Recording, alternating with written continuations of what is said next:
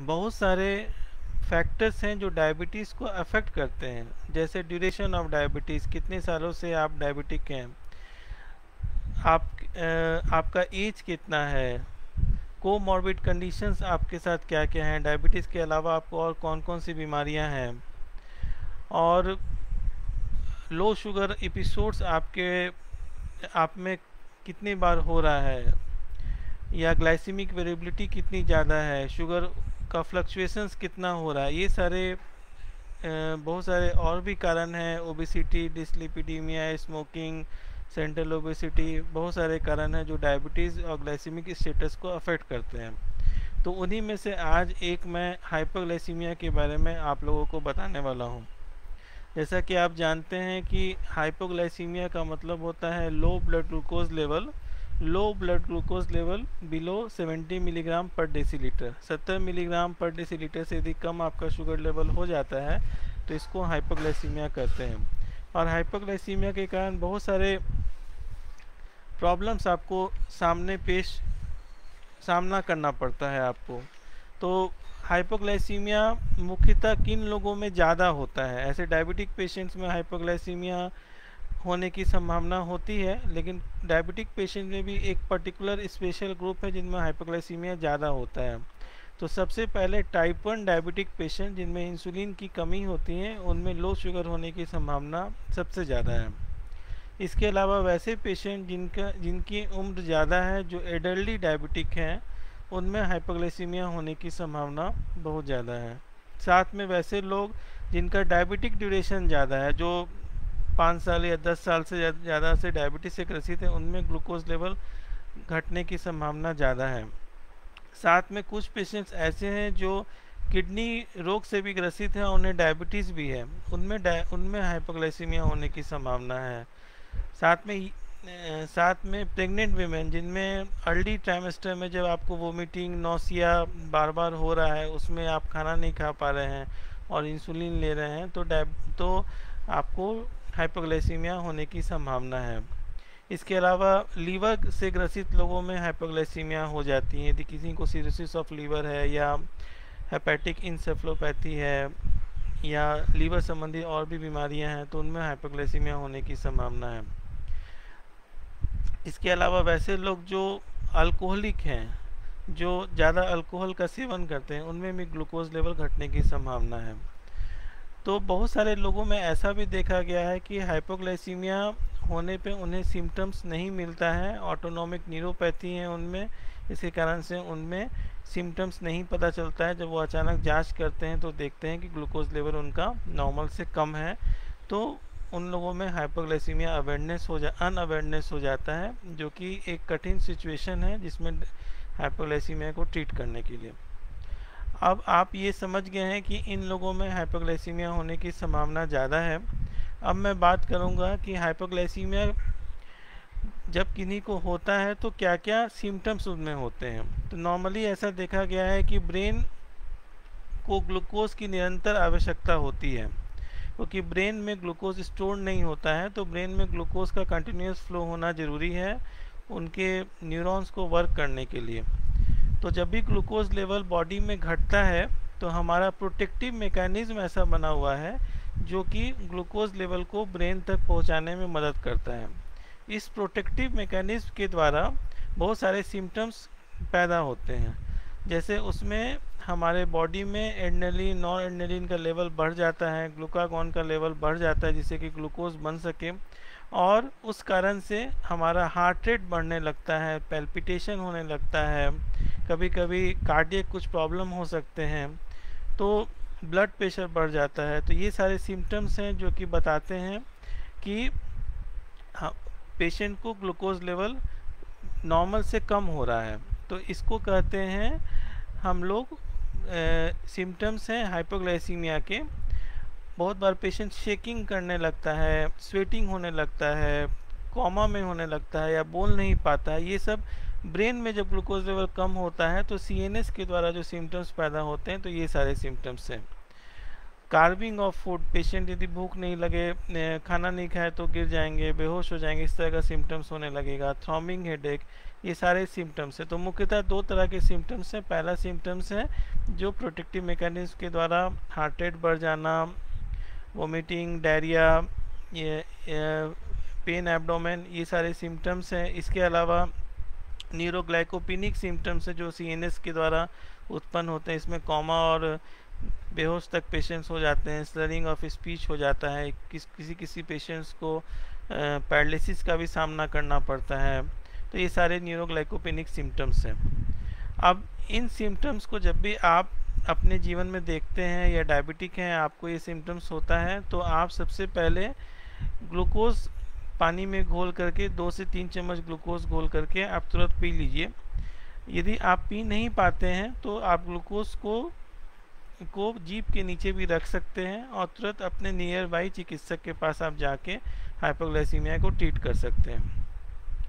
अब hypoglycaemia 70 milligram पर decilitre से ग्लूकोज लेवल ब्लड में यदि कम हो जाता है तो हाइपोग्लाइसीमिया कहते हैं।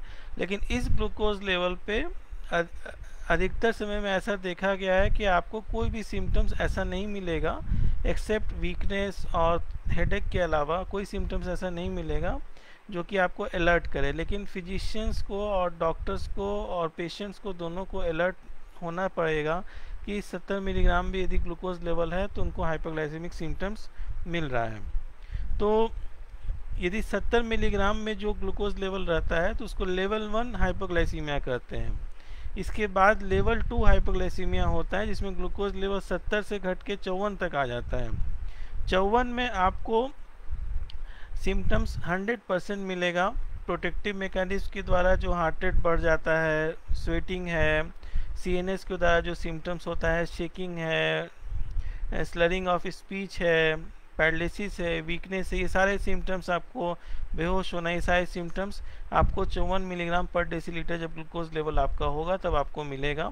उस समय आप अपने परिवार के सदस्यों की मदद से लेके तुरंत आप ग्लूकोज को लीजिए और हाइपोग्लाइसीमिया को ट्रीट कीजिए।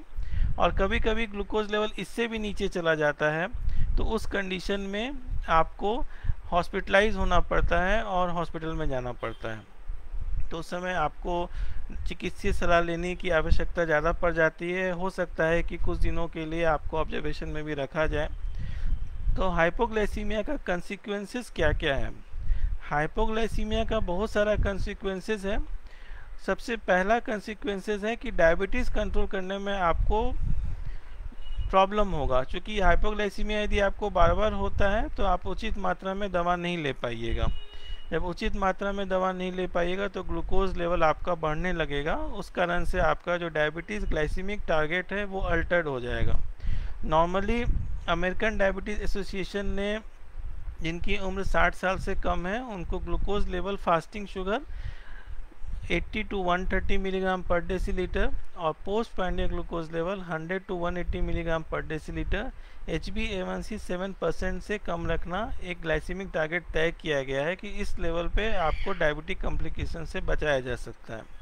इस लेवल पे यदि किन्हीं का ग्लूकोज लेवल रहता है तो उन्हें डायबिटिक कॉम्प्लिकेशन से बचाया जा सकता है। लेकिन कभी कभी ऐसा होता है कि इस लेवल को अचीव करने के लिए, इस लेवल को प्राप्त करने के लिए जब आप दवा की मात्रा बढ़ाते हैं या खान पान में ज़्यादा सुधार करते हैं तो ग्लूकोज लेवल आपका नॉर्मल से कम हो जाता है। उस समय हाइपोग्लाइसीमिया का सामना आपको करना पड़ता है और उस समय फिर आपका टारगेट, लीनियंट टारगेट आपको तय करना पड़ता है कि नहीं, मेरा ग्लूकोज लेवल 100 to 140 या 130 तक भी रहेगा तो चलेगा, क्योंकि लो शुगर, डाइट कंट्रोल करने पे लो शुगर होने की संभावना ज़्यादा है। तो पहला सबसे मुख्य कंसिक्वेंसेस है कि डायबिटीज़ कंट्रोल करने में रुकावट आ जाती है यदि हाइपोग्लाइसीमिया का एपिसोड्स ज़्यादा हो। इसके अलावा भी बहुत सारे कंसिक्वेंसेस हैं, जैसे क्वालिटी ऑफ लाइफ आपका डिक्रीज़ हो जाएगा। जैसे बार बार ग्लूकोज लेवल आपका यदि बिलो नॉर्मल होगा तो वीकनेस हो जाएगा, थकावट हो जाएगा, सेल्फ कॉन्फिडेंस आपका लोअर डाउन हो जाएगा। तो उस कंडीशन से आपका क्वालिटी ऑफ लाइफ काफ़ी डिक्रीज़ हो जाएगा। फिर ऐसा देखा गया है कि लो शुगर होने के बाद बुजुर्ग लोग ज़्यादातर गिर जाते हैं क्योंकि उनमें हाइपोग्लाइसीमिया अनअवेयरनेस होता है। उनको समय नहीं मिल पाता है कि वो ग्लूकोज भी लें और ग्लूकोज लेवल बिलो 54 चला जाता है। तो उस कंडीशन में फ्रैक्चर्स बहुत कॉमन है हाइपोग्लाइसीमिया के कारण। ये सब हाइपोग्लाइसीमिया के कंसिक्वेंसेस हैं। फ्रैक्चर्स होने के कारण उनका जीवन अवधि कम हो जाता है, फिर उसके अलावा फिर उनका सेल्फ कॉन्फिडेंस कम हो जाता है, उनका बाहर जाना कम हो जाता है, इससे क्वालिटी ऑफ लाइफ काफ़ी डिक्रीज हो जाता है। कार्डियक प्रॉब्लम्स हाइपोग्लाइसीमिया के कारण होना काफ़ी कॉमन है, खासकर हार्ट रेट का बढ़ जाना। ऐसा देखा गया है कि बहुत बार दिल की धड़कन काफ़ी तेज बढ़ जाती है और पेशेंट्स को कार्डियक एरिथमिया हो जाता है। बहुत बार ऐसा भी देखा गया है कि hypoglycaemia followed by myocardial infarction हो जाता है, हार्ट अटैक आ जाता है पेशेंट्स को। तो इसलिए हाइपोग्लाइसीमिया का प्रिवेंशन बहुत इम्पॉर्टेंट है। हार्ट के अलावा यदि ब्रेन में भी ग्लूकोज लेवल नहीं जाए, कम जाए, तो न्यूरोग्लाइकोपेनिक सिम्टम्स होने लगेंगे, जैसे कॉग्निटिव इम्पेयरमेंट होने लगेंगे, आप में अलर्टनेस कम हो जाएगा, आप भूल जाइएगा किसी भी चीज़ को, साथ में डगमगाने लगिएगा, शेकिंग होने लगेगा, स्वेटिंग होने लगेगा, कोमा तक पेशेंट चले जा सकते हैं, बेहोश हो सकते हैं, और कभी कभी पैरालिसिस का भी सामना या फेशियल या वीकनेस का भी सामना आपको करना पड़ सकता है। तो ये जो हाइपोग्लाइसीमिया के सिम्टम्स हैं, इसका निदान अब कैसे किया जाए, ये बहुत इम्पॉर्टेंट चीज़ है। और सब लोग जानते हैं कि हाइपोग्लाइसीमिया को ट्रीट करने के लिए आप ग्लूकोज लीजिएगा तो ग्लूकोज लेवल आपका अप हो जाएगा, लेकिन हाइपोग्लाइसीमिया के इवेंट को कैसे रोका जाए, इसके लिए मैं आपको कुछ बताने वाला हूं, जो कि आप बहुत ध्यान से सुनिएगा। खासकर डायबिटिक जो पेशेंट्स हैं उनके लिए काफ़ी बेनिफिशियल ये रहेगा। तो सबसे पहले हम लोग को ये जानने का प्रयास करना चाहिए कि आखिर आपको हाइपोग्लाइसीमिया क्यों हुआ। तो जैसा कि आप जानते हैं कि डायबिटीज़ का मैनेजमेंट का मुख्यतः 3 पिलर है, डाइट है, एक्सरसाइज है, दवा है। तो आप खाना कम खाए हैं, ये हाइपोग्लाइसीमिया का कारण हो सकता है, या आप बिना खाए एक्सरसाइज करने के लिए चले गए हैं जिसके कारण से शुगर लेवल लो हो गया है, या आप बहुत सारा दवा ले रहे हैं या ऐसा दवा ले रहे हैं जिससे ग्लूकोज लेवल लो होने की संभावना ज़्यादा है। जैसे आप मल्टीपल टाइम इंसुलिन ले रहे हैं, या वैसे टैबलेट्स ले रहे हैं जैसे सल्फोनाइल यूरिया ले रहे हैं और इंसुलिन साथ में ले रहे हैं, तो उसके कारण से भी हाइपोग्लाइसीमिया होने की संभावना है। तो और इसके अलावा बहुत सारा कोमॉर्बिड कंडीशन भी है जिसमें कि डायबिटिक ड्रग्स की मात्रा को घटाया जाता है। तो जैसे किडनी का प्रॉब्लम है, लीवर का प्रॉब्लम है, तो थायराइड का प्रॉब्लम है, तो आपको हाइपोग्लाइसीमिया होने की संभावना ज़्यादा है। तो उस कंडीशन में आप अपने चिकित्सक से, जिनसे आप अपना इलाज कर रहे हैं, वहाँ जाके आप बता सकते हैं कि सर हमको शुगर लो हो जा रहा है दिन में इतने बजे या सुबह में इतने बजे, और मेरी दवा को आप रीएडजस्ट कीजिए जिससे कि लो शुगर आपको नहीं हो। तो लो शुगर के फ्रीक्वेंसी को घटाने के लिए सबसे मुख्य है आपको समय पे भोजन करना और उचित मात्रा में संतुलित आहार लेना। खाने के अंतराल को आप कम करके हाइपोग्लाइसीमिया के एपिसोड्स को कम कर सकते हैं। जैसे सुबह में आपने ब्रेकफास्ट लिया सुबह 8 बजे या 9 बजे तक, फिर दोपहर में 1 बजे तक आपने लंच लिया, और शाम में फिर 8 बजे तक आपने डिनर लिया या 9 बजे तक डिनर लिया। तो नाश्ते और खाने के बीच में आप मिड स्नैक्स ले सकते हैं 11 से 12 के बीच में, और लंच और डिनर के बीच में इवनिंग स्नैक्स ले सकते हैं शाम 4 बजे या 5 बजे के बीच में। तो इस समय आपका ग्लूकोज लेवल लोअर साइड में जाने की संभावना है, तो उस समय यदि आप कुछ बाहर से ले लेते हैं तो हाइपोग्लाइसीमिया को रोक सकते हैं। रात के 12 बजे से सुबह के 5 बजे तक नॉक्टर्नल हाइपोग्लाइसीमिया बहुत कॉमन है, खासकर एल्डरली डायबिटिक, टाइप 1 डायबिटिक और कोमॉर्बिड कंडीशंस में, या वैसे पेशेंट जो इंसुलिन पे हैं उनमें नॉक्टर्नल हाइपोग्लाइसीमिया काफ़ी ज़्यादा है।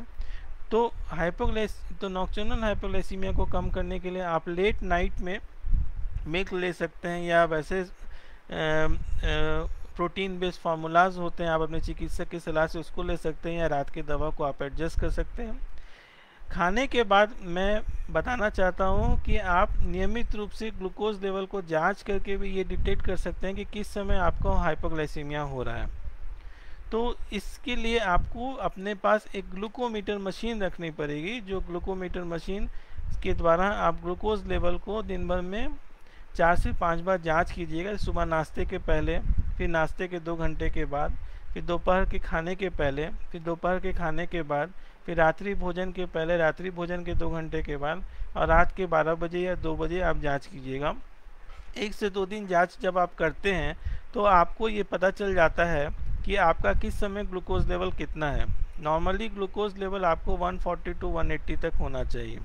इस लेवल पे रहेगा तो हाइपोग्लाइसीमिया होने की संभावना बहुत कम हो जाएगी। और फास्टिंग शुगर जो है वो 130 से कम होना चाहिए, 100 टू 130 के बीच में ग्लूकोमीटर के द्वारा। तो SMBG self monitoring of blood glucose करके आप हाइपोग्लाइसीमिया को के बारे में पहले से पता करके आप हाइपोग्लाइसीमिया के एपिसोड्स को रोक सकते हैं। फिर हम मेडिकेशंस के ऊपर आते हैं। बहुत बार ऐसी बहुत सारी दवाएं हैं डायबिटीज़ में जो जो इंसुलिन आपके शरीर से निकालती है और जो खाने के अनुपात में इंसुलिन ज़्यादा भी कभी कभी निकाल देते हैं, जैसे सल्फोनाइल यूरिया, ग्लिमिप्राइड, ग्लिपिजाइड, ग्लाइक्लाजाइड, ग्लाइबेंक्लामाइड। ये सारे यदि आप दवाएं ले रहे हैं तो आप उसके डोज को अपने चिकित्सक की सलाह से एडजस्ट करके टाइट्रेट करके आप हाइपोग्लाइसीमिया से बच सकते हैं। बहुत बार आप उस तरह के इंसुलिन लेते हैं, जैसे बोलस इंसुलिन आप ले रहे हैं, रेगुलर इंसुलिन ले रहे हैं या मिक्स इंसुलिन ले रहे हैं, तो उसमें भी हाइपोग्लाइसीमिया होने की संभावना है। तो हाइपोग्लाइसीमिया को आप दवा को टाइट्रेट करके भी रोका जा सकता है।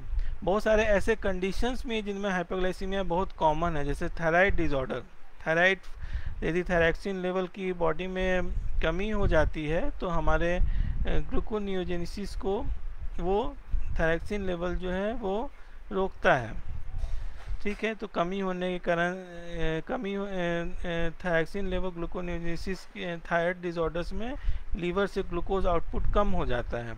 तो उस कारण से भी आपको हाइपोथायराइडिज्म में खासकर देखा गया है कि आपका जो ग्लूकोज लेवल है वो फास्टिंग में कम होता है, तो उसमें आपको हाइपोग्लाइसीमिया का सामना कर सकता है। पिट्यूटरी डिसऑर्डर में भी आप हाइपोग्लाइसीमिया का सामना कर सकते हैं, उसको भी ट्रीट करने की आवश्यकता है। बहुत बार इनबॉर्न एरर्स होते हैं, मेटाबॉलिक एरर्स होते हैं, एंजाइम डिफिशिएंसीज होती हैं, उसमें भी हाइपोग्लाइसीमिया हो सकता है। साइकेट्रिक कंडीशन में हाइपोग्लाइसीमिया काफ़ी कॉमन है। अल्कोहलिक यदि कोई है तो उनमें हाइपोग्लाइसीमिया कॉमन है। तो इस तरह से इन बीमारियों को भी ट्रीट करके आप हाइपोग्लाइसीमिया को रोक सकते हैं। फिर रीनल पेशेंट्स हैं, देखा गया है कि 40% से 50% लोग किडनी रोग से ग्रसित हैं जो डायबिटिक भी हैं, तो उनमें हाइपोग्लाइसीमिया होने की संभावना ज़्यादा है। तो उसमें आप दवा की मात्रा को संतुलित करके कम करके आप हाइपोग्लाइसीमिया एपिसोड्स को रोक सकते हैं।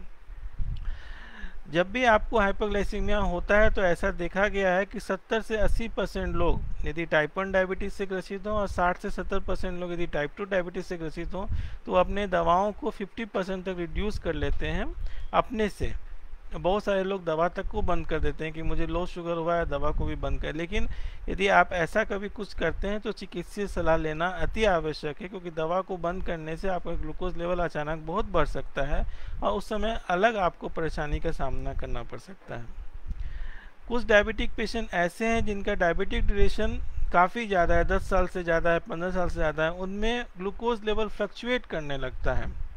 या टाइप 1 डायबिटिक पेशेंट जिनमें इंसुलिन की मात्रा नहीं होती, नहीं निकलती है, तो उसमें भी ग्लूकोज लेवल फ्लक्चुएट करता है, ग्लाइसेमिक वेरिएबिलिटी होती है, तो उनमें हाइपोग्लाइसीमिया एपिसोड्स काफ़ी होता है। तो उन पेशेंट्स में भी दवा को संतुलित करके, आहार को समय पे करके और एक्सरसाइज के पहले आहार हल्का लेके हम हाइपोग्लाइसीमिया एपिसोड्स को रोक सकते हैं या उनसे बच सकते हैं। यदि आपको हाइपोग्लाइसीमिया एपिसोड होता है तो उसके कारण आपका मेमोरी तक लॉस हो सकता है, कार्डियक प्रॉब्लम हो सकता है, न्यूरोजेनिक प्रॉब्लम हो सकता है। इसलिए हाइपोग्लाइसीमिया को रोकना अति आवश्यक है। इसलिए कहा गया है कि prevention is better than cure, और डॉक्टरी सलाह को आप मानिए। डॉक्टर के द्वारा जो मेडिकेशंस प्रिस्क्राइब है उसको आप समय पे लीजिए, अपने भोजन को समय पे लीजिए, क्योंकि आप डायबिटीज़ से ग्रसित हैं इसलिए खाने को समय पे खाना ज़रूरी है।